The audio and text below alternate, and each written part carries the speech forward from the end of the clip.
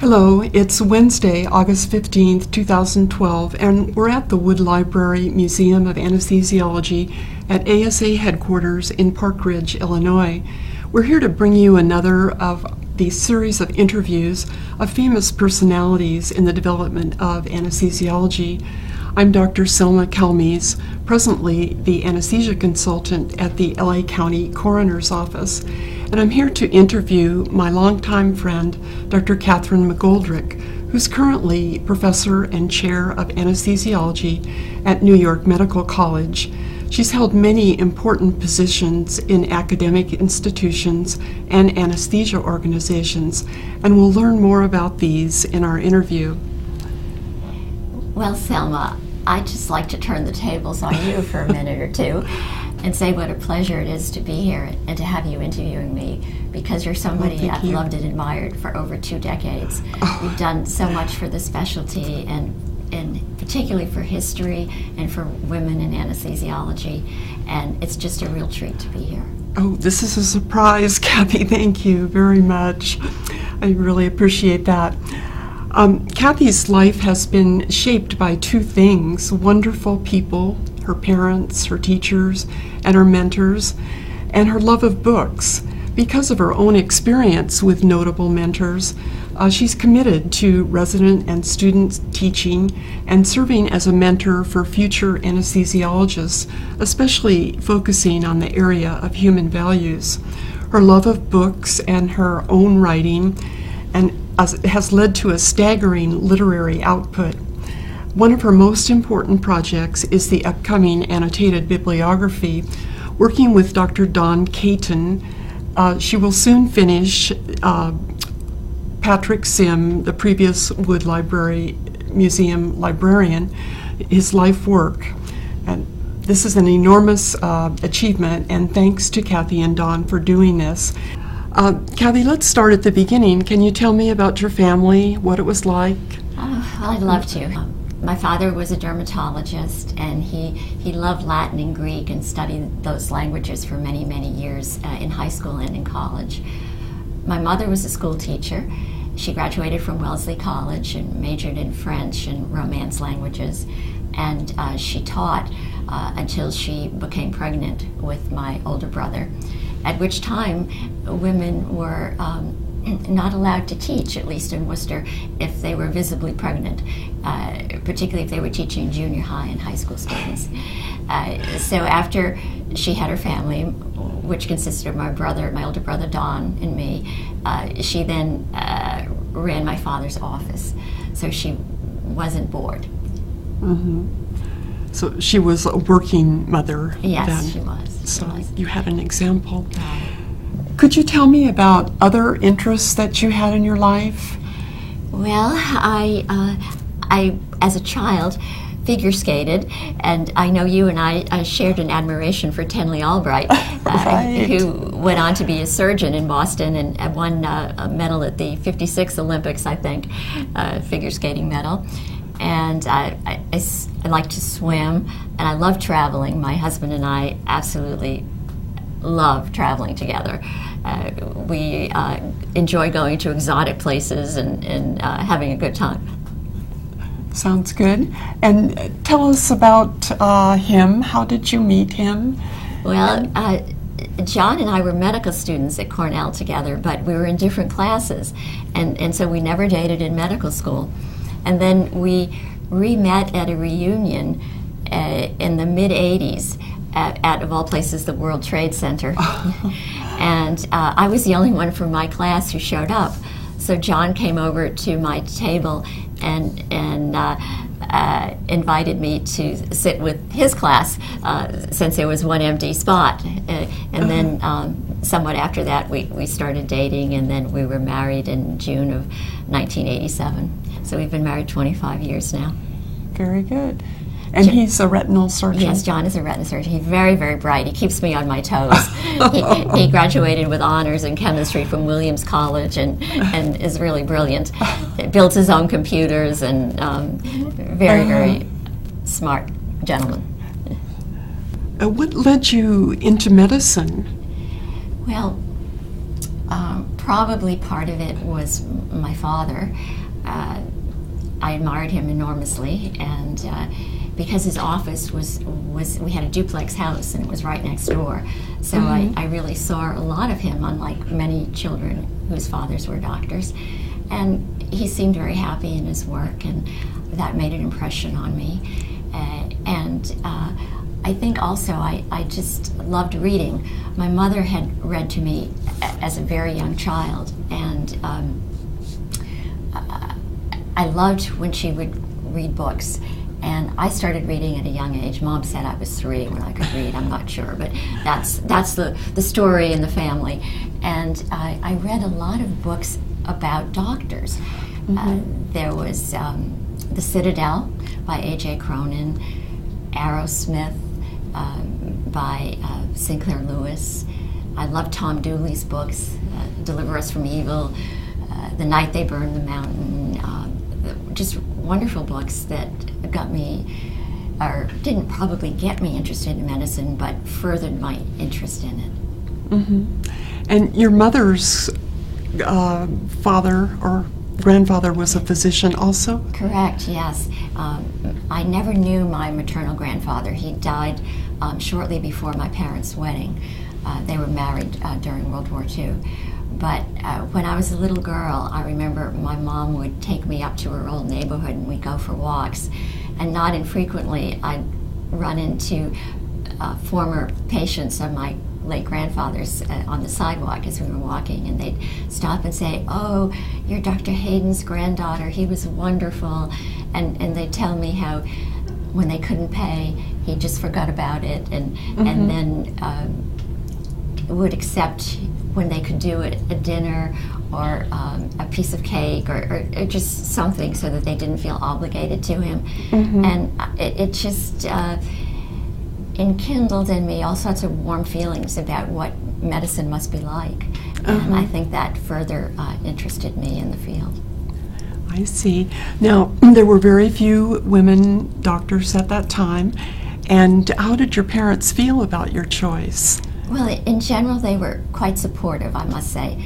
And Dad did point out to me that in his class at Tufts Medical School, there were 8 women, which was unusual in the early 1940s, late 30s and early 40s.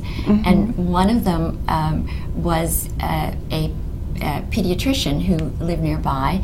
So I did get to see that she was a nice, normal, lovely lady, and she had a family. And so that was very helpful. And my mother had very, very fond memories of her father because he was only 65 when he died. He died suddenly. And I think, although she never articulated it, but I think it pleased her greatly to think that I was following in his footsteps. I see. Very good. What was medical school like for you? Well, it was fun. I have to say it was fun. But in my class at Cornell, there were 85 students. Only 4 of us were women. But we had a good time. The professors treated us wonderfully. I never felt the slightest bit of discrimination as a medical student. I had great mentors at Cornell. It was Joseph Artuzio, Alan Van Posnack, Marjorie Tompkins, and then there was a wonderful pediatric cardiologist named Kathryn E, who was very, very helpful and kind to me and encouraging. So all in all, it was just a fantastic experience. Although I do remember early on in medical school, one of my male classmates walked up to me and said, McGoldrick, he said, "You're a twofer." And I looked at him and I had no idea what he meant. And I said, "What do you mean a twofer?" He said, "Well, you're a woman and you're Catholic."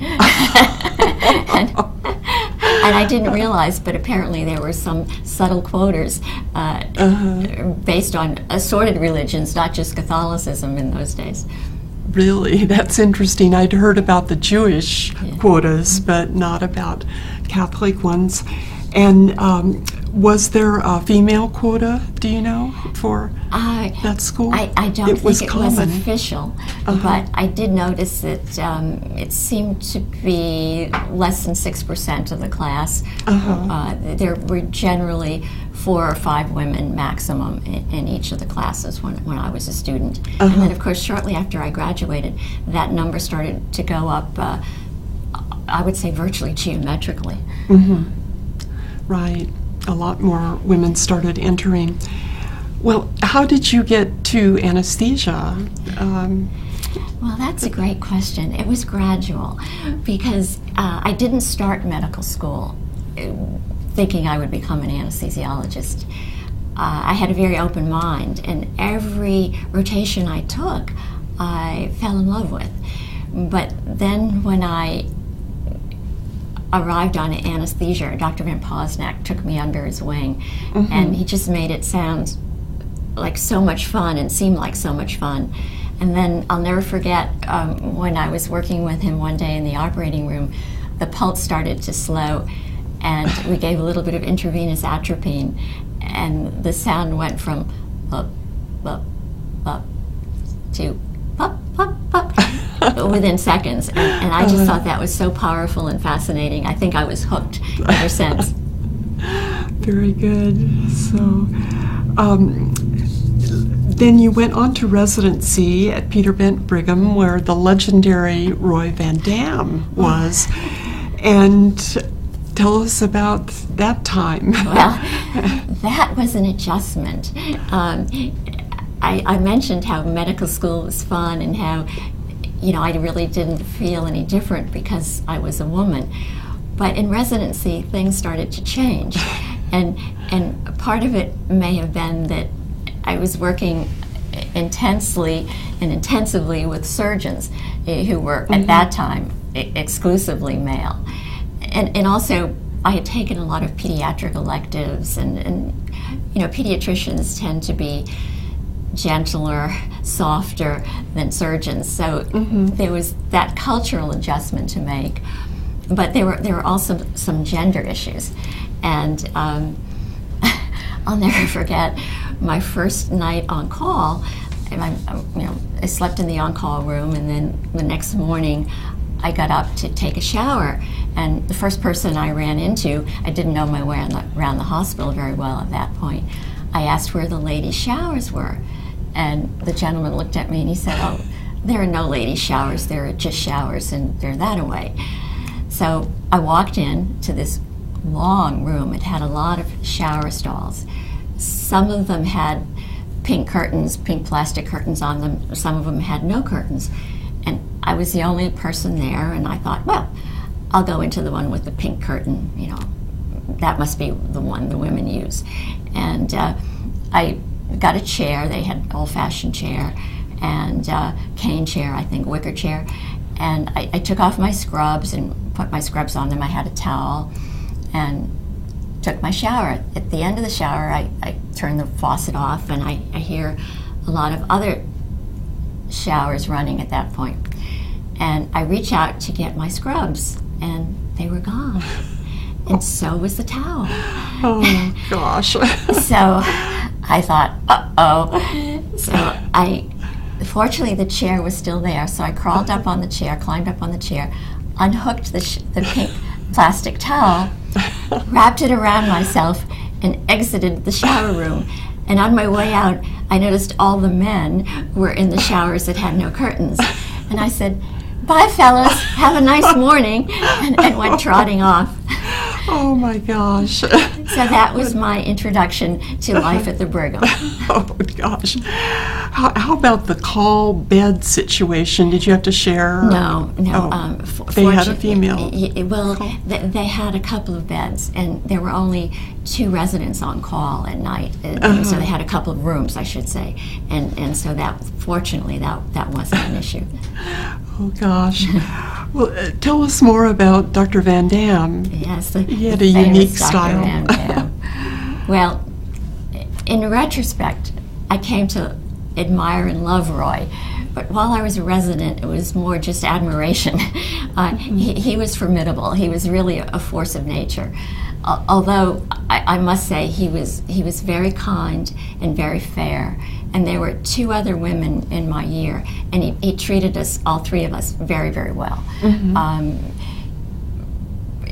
But he was very demanding, and he was legendary for that. But in retrospect, again, I think that was good because he had high standards. But he had a kindness to him, too, that he didn't want to advertise too much. And I'll never forget, it was about a month into my residency. And in those days, as you probably recall, supervision was not as strict as it is today. And I know at night, for example, the residents took call in the hospital by themselves, and the attendings went home. And we were to call our attendings if a case was booked. But we were encouraged not to have them come in. They would say, now you don't need me to come in, do you? And of course, if we ever admitted that we did, it would be a sign of weakness and a sign of shame, so we never asked them to come in. But that aside, during the daytime, about a month into my residency, I was assigned to an elective case, a patient, a very complex sick patient who had malignant hypertension, and he was scheduled for a bilateral nephrectomy. And my attending was present during the induction, and I think perhaps left the room after we had turned the patient to the prone position. And things were going along pretty well until the surgeon, the urologist, started complaining that the patient was tight and he needed more muscle relaxation. So I was a little bit concerned about giving it more curare, because that was the muscle relaxant we had at the time, because the patient's blood pressure was starting to fall. I think he was probably hypovolemic, and the change in position, he was chronically vasoconstricted with his malignant hypertension. And I gave him some more fluid. The blood pressure didn't come up. And I told the surgeon I was very reluctant to give more curare. So at that point, he started screaming and said, I want your attending in here. So we sent for my attending, who couldn't be found easily. And the surgeon wouldn't quit about how he needed more muscle relaxation. So I thought, and I remembered just the week before, I had read that there was this muscle relaxant called galamine that didn't drop the blood pressure the way curare did. So I drew up some galamine, gave it. Within a minute or so, the surgeon became a happy camper once again, and was delighted with the muscle relaxation. Finally, after some time, my attending came into the room and he said, oh, people said you were looking for me. What was the problem? So I explained it to him, and I said, but the situation's under control, his blood pressure's good, the surgeon's happy with the relaxation. The galamine worked wonders. And my attending said, oh, fine, and he walked out of the room.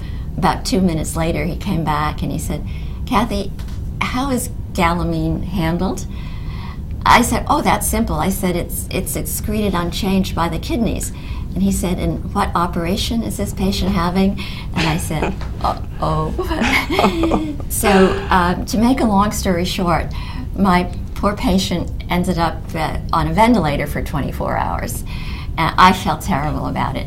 I worse than being mortified, because I did sort of stick out like a sore thumb, one of just a few female residents in the operating room.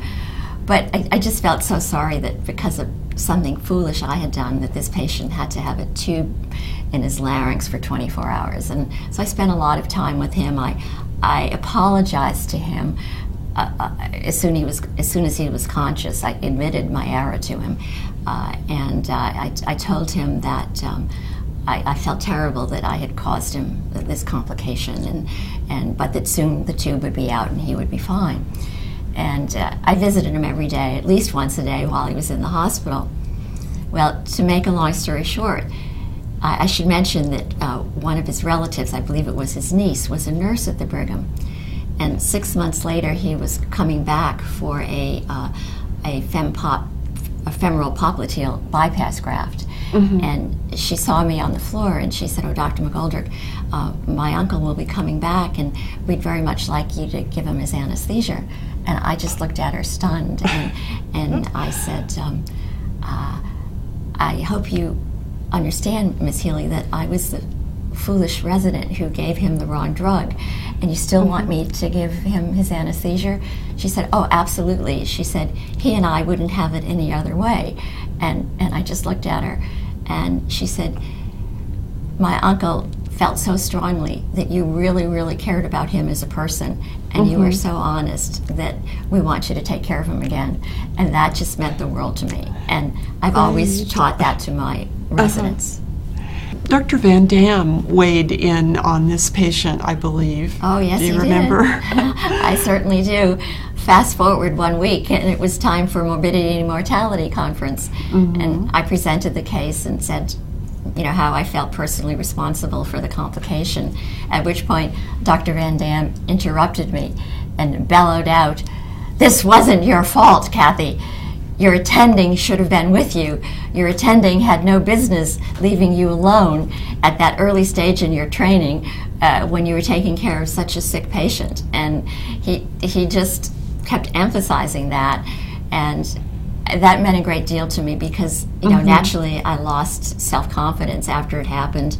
A lot of the surgical residents were giggling about it, like what the girl did, and Dr. Van Dam was very, very supportive of me, and I've never forgotten that. It's always meant a great deal to me.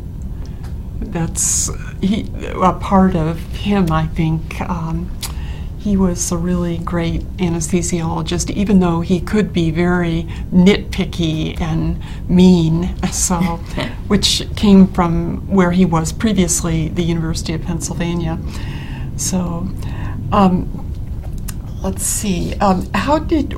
Then your next step then was a fellowship in pediatric anesthesia after you finished residency, right? And what led you to peds and...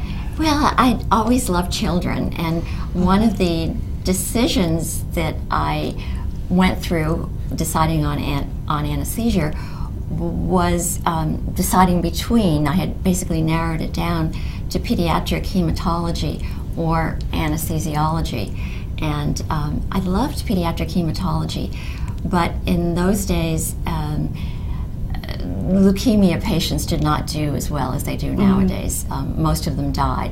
And of course at Cornell we rotated through Memorial Sloan Kettering both as medical students, and I was an intern at New York Hospital, and we spent time over there.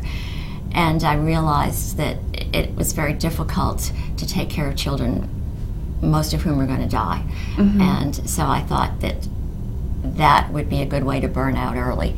And I thought, well, if I went into anesthesia, I could specialize in pediatric anesthesia and still take care of children, and hopefully under much more happy circumstances. And you chose Children's Hospital in Boston. Yes. And Bob Smith, the very noted pediatric anesthesiologist, was there. How was that? Did you have interesting experiences? Oh, yes. How was he? It was a wonderful experience. He was really the consummate clinician, and I remember he used to do babies who are having pyloric stenosis repairs with a mask. Yes, I remember that. And in his hands, it was perfectly safe. Really? But most of us residents wanted an endotracheal tube in. Right, he even wrote that in his book, and I was really upset with him about that. So you saw him a lot in the OR. Yes, he was a real clinician, and he spent a lot of time in the operating room, and of course he had his book, and Anesthesia for Infants and Children, and he invited me to do a chapter in it, which is my first book chapter. Excellent. And that meant a lot to me. What was the topic? It was on anesthesia for ophthalmologic surgery in children. Yeah. Well, is that the area that led you into the outpatient anesthesia world? You've been so active in that, and the organization SAMBA. Yes, I think, although I didn't realize it at the time, because in those days we really weren't doing, that was still in the 70s, we really weren't doing outpatient anesthesia. That sort of, at least in Boston, came into vogue in the 80s. But I enjoyed ophthalmologic anesthesia and also particularly anesthesia for eye, ear, nose, and throat surgery. And then, of course, with the advent of ambulatory anesthesia, those specialties tended to be done on an outpatient basis. So I think that was very instrumental in my becoming interested in ambulatory. But also, I think it had to do with, I moved to Yale after I got married, and I divided my time between ambulatory and the main operating room, and because at that point ambulatory was becoming more developed and really burgeoning, and I think that really sort of clinched the deal. And you've been active in SAMBA. Do you want to say anything about building that organization? Well, I'd love to. I joined about a year after it was founded, so I wasn't one of the founding anesthesiologists. But I've been a member since, I think it was about 1985 or 86. And I had the great privilege of serving as president of the organization from, I think it was 2004 to 2005. And now I'm on the sort of European extension of that, which is the executive committee of the IAAS, which is the International Ambulatory Anesthesia and Surgery Association. And so we're developing ambulatory anesthesia and surgery over in Europe, which those countries in general are much farther behind in terms of the percentage of cases that are done on an ambulatory basis. It varies anywhere from 10 or 15% up to about 50 or 60% in Ireland, Great Britain, and Australia. I see.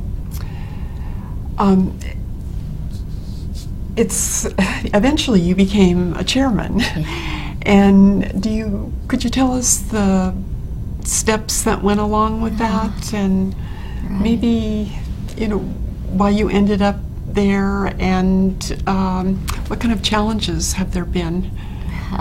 There have been a lot of challenges being chairman. Unlike many chair, I didn't know in utero that I wanted to be a chair. It just sort of evolved. And it wasn't anything that I had really planned on or much thought about. And then one day, somebody mentioned to me that there was an opening at New York Medical College as chairman, and I said, "Oh, that's interesting," because I had to, if I were to become a chair, I had to really give a lot of thought to the geographical location of where the institution was, because my husband is a retina surgeon in private practice in White Plains, New York, so he couldn't just pack up and leave a practice that he'd spent decades building. So the New York Medical College position was very attractive because it was within commuting distance. And so I applied, and to my amazement, they picked me. And I started in August of 2001. Now, I frequently joke about my baptism by fire because a couple of weeks before I started, was the infamous incident with the MRI tragedy where a ferromagnetic oxygen tank went flying into the MRI scanner and killed a little 6-year-old boy. And it made national news and had an enormous amount of press attention paid to it, to the point that people were calling me and saying to me, "Oh, have you started yet? Were you there?" And I said, "No, but I'll be starting soon." And so the first couple of weeks I was there, I was doing a lot of damage control, trying to support the poor anesthesiologist who was involved. He was devastated. The whole campus was devastated because everybody recognized that it never should have happened, that it was one of those never events. And the hospital, to its credit, immediately took blame for it and apologized and said that they would do everything they could to comfort the family and help them in their grief in any way possible. And people all over the campus were in a state of grieving, really, and shock, and it was very, very difficult. So I just tried to be a support to the anesthesiologist who was involved, although it was really a multidisciplinary problem. I mean, you talk about the perfect storm. There were nursing issues, there were radiology issues, technician issues, anesthesia issues. The usual story, how things don't happen in a vacuum. It's usually a series of missteps that lead to a catastrophe. So there was a lot of confidence building that needed to be done, remedial education, et cetera, et cetera.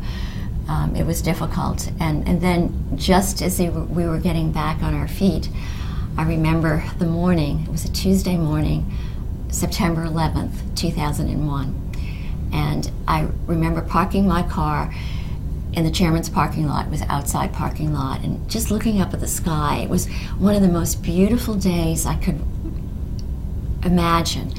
The sky was crystal clear, the air was invigorating, and I just remember feeling good walking into the hospital. And when I got to the anesthesia department library, I was giving the session that day.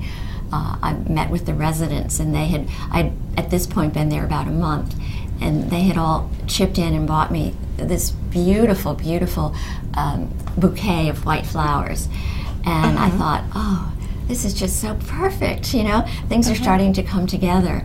And then about a half hour later, one of the secretaries came screaming into my office and said, a plane just hit the World Trade Center. And I said, oh dear, you know, I thought that on such a clear morning and the World Trade Center being so visible that it seemed unlikely that this was an accident, but I didn't know what to think. And then shortly after that, the second plane hit, and at that point it was pretty apparent what was happening. So we canceled all of the rooms in the operating room and just were on standby, thinking we might get some patients. We have a very active helicopter transport facility, and we're a level 1 trauma center. We thought that we might get overflow from the Manhattan hospitals, and nobody came. And then when the towers started to crumble, it was pretty apparent that there weren't going to be any survivors. And at that point, one of my residents, Tammy Chung, came up to me and she said, oh, Dr. McGoldrick, my brother-in-law works at the World Trade Center. They must have taken him to St. Vincent's Hospital, which is one of our hospitals in the New York Medical College Consortium. It's down in Greenwich Village. Would you see if you could establish contact down there and find out what's happening? So I looked at her and I said, where does your brother-in-law work in the World Trade Center? She said, Cantor Fitzgerald. And at that point, I knew that was where the plane had hit that floor. I knew there was no way he was alive. So I told her I would try to get through. And of course the communications were knocked out. We couldn't establish communication with St. Vincent's. And I just felt so terrible because she was in such a state of denial, and I couldn't take her hope from her. So I just decided to put my arm around her and be supportive. And after about another half hour of nothing happening and deadly silence around the hospital, I started to feel viscerally ill.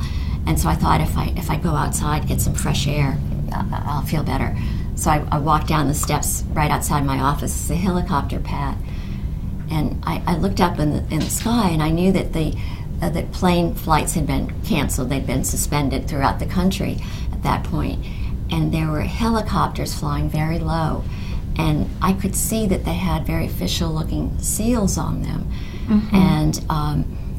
And so they were governmental helicopters. And there were several of them, and they kept circling the area. And then it dawned on me that Indian Point, the nuclear reactor plant, was 10.5 miles down the road. So I think that they were guarding the plant, although I never read anything about it and nobody ever talked about it in the media. But then the total enormity of the situation hit, and it was really something.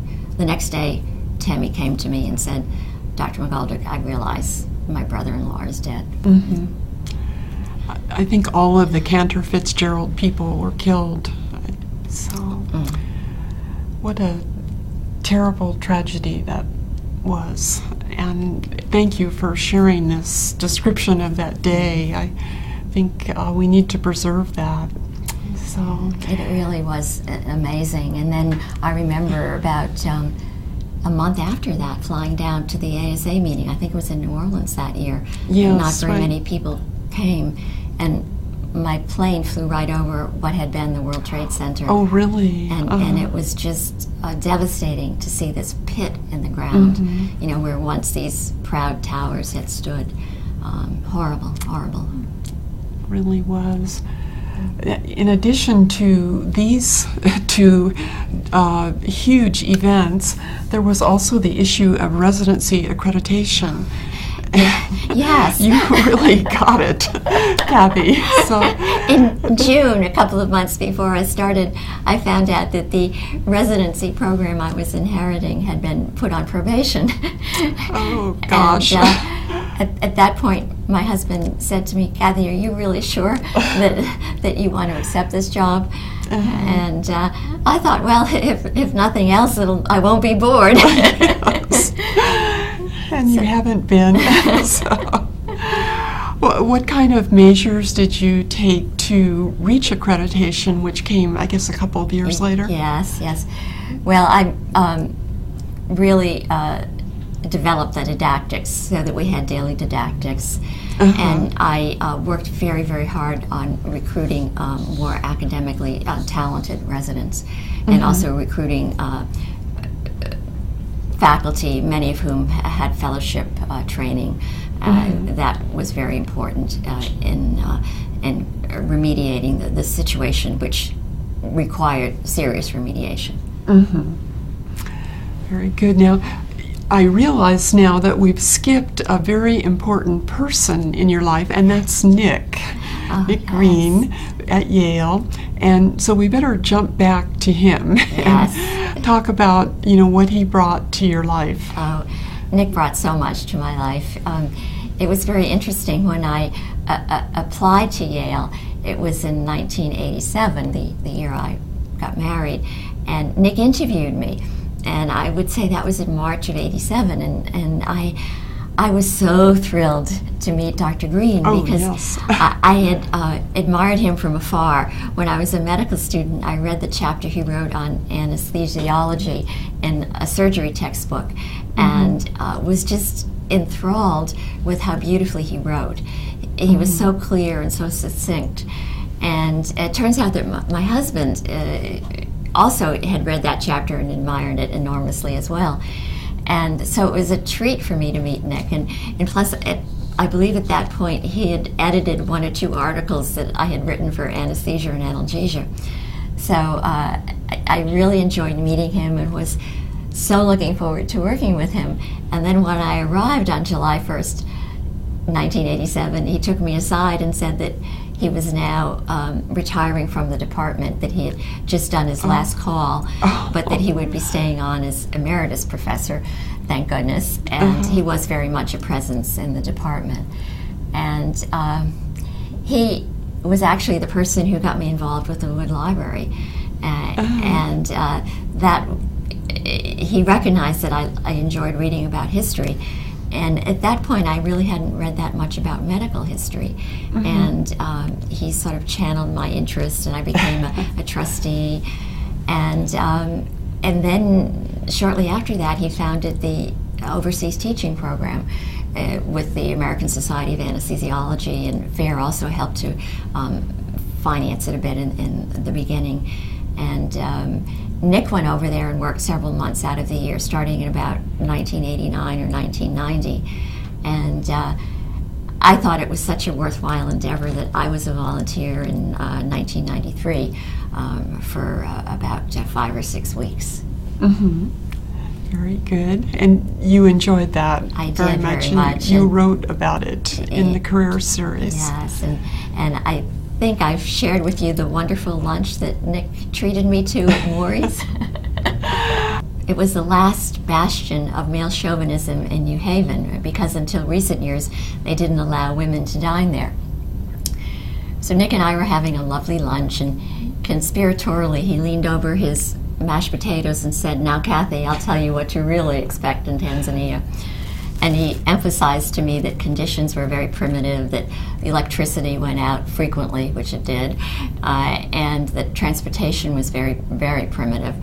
And I said, "Well, you know, Nick, that's not a problem. I love to walk, and I love to ride bicycles." And he said, "Well, as a matter of fact, there is a bicycle there, Kathy, but it's very large and very heavy." I said, "No problem, Nick. I'm a good bicyclist. I can manage." And he said, "You won't be able to manage it." And I said, "Nick, I'll be fine." "Kathy, there is no way a 5'7", 90-pound woman is going to be able to steer that bicycle." Then we both wisely changed the subject, and I think Nick was letting that idea marinate, that I couldn't manage the bicycle. And then I said, "You know, Nick, and while I'm there, I'd really like to climb Mount Kilimanjaro." Well, the Kilimanjaro Christian Medical Center, where we were volunteering, was about 25 or 30 miles from Mount Kilimanjaro, but one could see it in the background on a clear day. It was just beautiful and majestic. And a few of my friends had climbed it, and one of them was a woman. And so I thought, hey, I can do it too. So Nick just looked appalled. I thought, I've never seen Nick lose his calm. He's usually, you know, very, very stolid and doesn't display the slightest bit of emotion. And he said, "Kathy, there are damn better ways to die." So then he proceeded to give me a very fatherly lecture on personal safety 101. And I'll never forget, when we were leaving Maury's, I turned around to make sure that I was holding the door, you know, and not slamming it in Nick's face. And he just had the most concerned, worried look on his face, like, "Oh my golly, I'm sending off this naive person into the wilderness, and I hope she comes back alive." But I absolutely adored him, and I was so thrilled when this year I was asked to write a piece about him for Anesthesia and Analgesia, because they're honoring, as you know, all of the former editors of that journal. And it's a lovely piece. It really does him credit. So let's move now to books, because they've been so important in your life and writing. You were JAMWA editor for a long time, Kathy, and that's Journal of the American Medical Women's Association, kind of unusual place for an anesthesiologist. And how did you get into JAMWA, to American Women's Medical Association, and how did you become editor? Well, I think I gravitated to the American Medical Women's Association because it was an organization for women, and I learned about it in medical school, and I think I saw their journal in the library or something, and decided to join because I thought it would be terrific to have a forum that represented women, and it would give me a chance to find role models and a network, and I thought it would be a great organization to join. And so I guess I joined as a medical student, and then when I was I think it was about 34 or 35, when I became editor of the journal. And in trying to reconstruct how that happened, I think I had written a few articles for them over the years that were published, and the then editor was retiring. It was Dr. Ferrer from Columbia. Yes. And they hired, MWA hired a consultant. He was a journalist, and I believe he was from University of West Virginia, if I recall. And he had suggested my name. He had enjoyed reading some of the pieces that I wrote, and so it really came out of the blue. And when they offered me the position, I was thrilled, and I did it for several years. I was probably 14 years, something like that. 1981 to 94. Long time. 13 and years. You know what I realized is that you must have accepted my paper on Virginia Apgar. Yes. During that time, because I think it was a 92 paper. So yes, it was a wonderful paper. so thank you for starting that. You've really been the keeper of the flame for Dr. Apgar. Oh yes, she's my heroine. But I think not too many women anesthesiologists were active in AMWA, but it was a very important place for us at that time. There wasn't much for us to do in ASA. A woman from Nashville was also president of AMWA during the time that we were active, yes. Joanne Lynn. Oh yes, I remember Joanne. And Brad does too. So, yes. Well, let's talk about your writing, and what does your writing mean to you? Is this the way to put your private thoughts down and eventually share them with others, or yes? Do you have? Well, yes, I like the sharing part of it, but also writing helps me to focus my thoughts and realize how I really feel about an issue. And I came to realize early on in my life that it wasn't until I took pen to paper that I really consolidated my ideas. And I remember when I was about 5 years old thinking about how much I loved my mother, and it was her birthday, and I wanted to let her know how much I loved her, but I thought if I ran up to her and gave her a hug and said, "Mommy, I love you," that wouldn't quite do it. So I retreated to my room and wrote a little poem. Oh. and then I said, "Now I understand what it is about my mother I love." Oh. and that's always sort of been a theme in my life. It's like writing about Nick. It helps me to realize the many facets of Nick that I love. Right. Oh, and I bet your mother was very, very happy with that. I think so. Yeah. A special time for me is when you finish your writing and it's born. Do you have any special sense when you finally get finished with an article, or? Yes. And it's a combination of relief. Yes. And completion. But also, I find immediately after finishing something, I wonder if it was good enough. I'm not thrilled with it, and so then I put it aside, and usually one has to submit it, and then when I'll get the page proofs and read them, I'll say, "Oh, gee, that's a lot better than I remember it." Right. But yes. It's interesting. It's not exhilaration, saying, "Oh, this is perfect." That comes later, and it's never perfect anyhow. But there's a bit of a letdown, I guess, is what I'm trying to say. I see. Gosh, I feel I want to say relieved, and then the reviewers come back with all their criticisms. So, oh yes.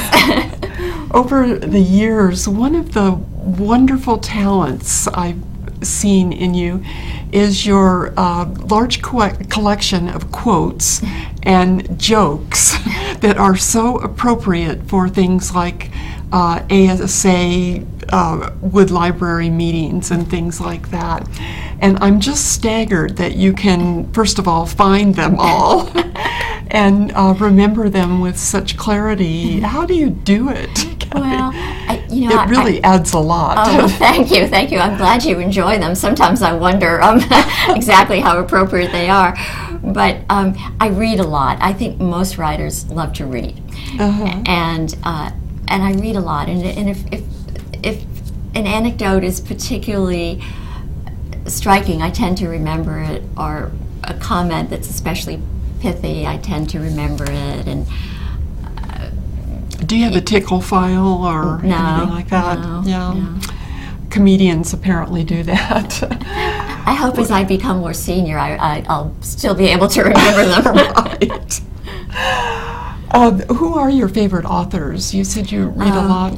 Yes, well, I mentioned early on some of the books I read as a child, and it's interesting because those were mostly by male authors, and I mentioned that I loved Aerosmith, and I think it might be fascinating to point out to some of the people who are listening to this interview that it was only recently that I learned that Sinclair Lewis was offered the Pulitzer Prize for that in 1926. Aerosmith was written in 25, and I had always assumed that he accepted it, and in fact he didn't. He declined it, and the reason he declined it was he said that he felt that prizes like titles were dangerous, and he found the basis for the Pulitzer particularly offensive, because the basis at that time for awarding it was it would go to the author of the book, who most presented the wholesomeness of American life. And Sinclair Lewis felt that it should be based purely on literary merit and not good form or the message that the book delivered, and so he declined it. But I've gone off on a tangent. And interestingly, many of the earlier works that got me interested in medicine were fictional books, and then it was only when I started reading Tom Dooley that it was real life experiences that channeled my interest in medicine. But fast forwarding to the present, I find that my favorite writers are women writers, almost exclusively. Now I'm reading a lot of Joan Didion lately. I know you admire her as much as I do. Blue Nights, The Year of Magical Thinking, Alexandra Styron, the daughter of the late William Styron, wrote a wonderful book recently about her father's depression and what it was like growing up as the youngest child in the family, and it's called Reading My Father. Another really great book. I just finished, just last night, I finished reading The Letter by Marie Tillman. She's the widow of Pat Tillman, the football player who was killed by friendly fire in Afghanistan. And she talks about what it was like to basically rebuild her life after that enormous loss. So very moving books. I think women write very well about emotions and human relationships and things of that nature. And then earlier on, though, I must say George Eliot, who was really Marianne Evans. I loved Middlemarch by her. So those are some of my favorites. Thank you for that. And this is a good transition to the article that you wrote about your mother's Alzheimer's disease in Anesthesiology. And there's also an interview, and you read the article. And that was such a wonderful article. And I wonder if you want to expand on anything related to that. Oh, well, thank you for asking me about that. my mother died in 2007, and so I waited a few years before I wrote the article. I had to digest the whole experience, and I realized how painful it was for me, and how I was certainly not alone. That this is a huge problem in society nowadays. The good news is we're living longer. The bad news is that maybe our central nervous systems aren't keeping up with our chronological age, and these neurodegenerative diseases are just tragic. And I mean, 5 million people in the country now have Alzheimer's disease, and absent an effective intervention, a few decades down the line, it's going to be millions more. I think they say 13 million is a projection. But it's very, very challenging to deal with. It's wrenching, it's heartbreaking. And I knew that so many of my contemporaries are experiencing the same thing, that I wanted to be able to help them. And of course I wanted to also pay tribute to my mom, who meant so much to me, my mom and my dad. And it's amazing the reaction that article has elicited. I've received over 300 emails, letters, phone calls pertaining to it. It really just seemed to have struck a chord, much more so than the 17 books I've edited or written, or the 80-plus book chapters. This really was read and appreciated, and that meant a lot to me. Great, you really had an effect. I looked at the article just a few minutes before we started, and it didn't have her final message to you, and I think you talked about it during the podcast, and wasn't her final message "remember to write" or something? Yes. What an incredible message. It was mind-boggling, really, because the last month before she died, she couldn't speak or didn't speak, and we had a family service at her. She was in hospice care, and the Sisters of Notre Dame just did a marvelous job taking care of her, and we had a prayer service around her bedside, and she had really lived longer than any of us thought, because she had lost an enormous amount of weight. She couldn't eat, she couldn't swallow, and we were amazed that she was still alive.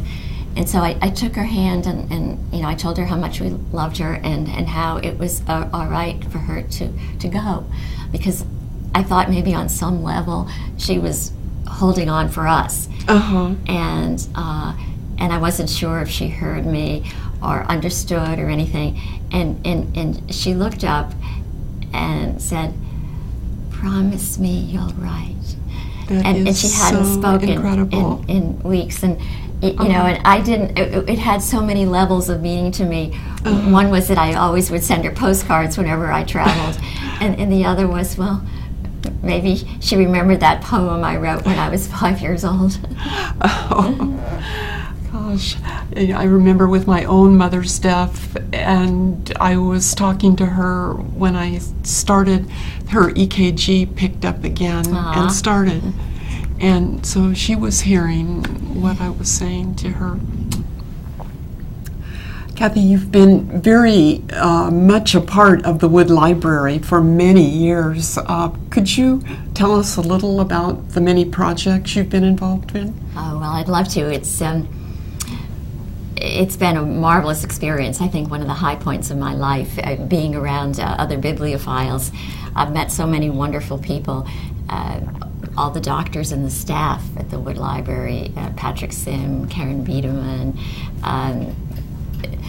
Judith Robbins, Felicia Riley, Teresa Jimenez, Margie Jenkins, just wonderful, wonderful people.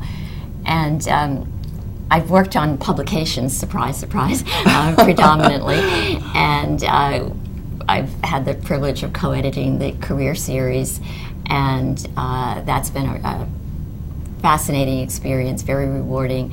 And now, really my favorite project of all has been finishing up Patrick Sim's annotated bibliography, The Heritage of Anesthesia. and it's supposedly going to be ready at the American Society of Anesthesiology annual meeting this October. Oh, really? Yes. Great. So we're working frantically to have that to come to be. That's such an accomplishment, and really thank you for doing that. Well, Patrick meant so much to us. This was his labor of love for the specialty, and it's Dr. Caton's and mine and everybody else who's helped with it, labor of love for Patrick to complete it. Good. It'll be really wonderful to see it finally. While you were so involved in the many projects of the Wood Library, you were also the president from 2001 to 2004 and did a really great job. So, thank you so much. It was my pleasure. Looking to the future, what do you see for medical practice and anesthesia in the future? Do you have any worries or special concerns about what's to come? Well, I do. I think we're going to have a lot of challenges with the demographic shifts, the aging of the population. I think there'll be manpower issues. We know that 1/3 of the states now, I think 17 of the states have opted out. I don't know what effect that will have on anesthesiologists vis-a-vis nurse anesthetists. Also, I worry a bit about changes in education, in that I think on balance the ACGME work hour regulations are good because you and I worked 110 hours a week sometimes. Now there's a limit of 80 hours. But the downside to that is that I think there's a bit of a mentality that's growing that makes us more clock watchers than professionals. And I think we have to guard against that. Also, the technological tools that we have at our disposal now are extraordinary, but at the same time, I think we have to guard against the danger of being more focused on our machines than on our patients as people, and I worry about that. I think I always like to teach the residents, about Dr. Francis Peabody, who said back to his Harvard students almost 100 years ago now, the secret of the care of the patient is caring for the patient. And I think that really says it all. And I hope we don't lose that humanistic touch. Kathy, how would you like to be remembered? Well, I'd like to be remembered as somebody who tried to leave the specialty better than she found it. And in particular, somebody who helped others along the way as I have been helped by so many wonderful people in my life. And I brought along today a letter that I received this April from one of our medical students. And this fine young man had really seriously considered a career in neurosurgery. He is a very gifted student. He was doing the combined MD, PhD program at New York Medical College. And he wrote me this after he was accepted to a residency position at Columbia. And he said, "Dear Dr. McGoldrick, I just wanted to take a moment to thank you for all the help and guidance you have provided me over the last year on my journey to an anesthesiology residency.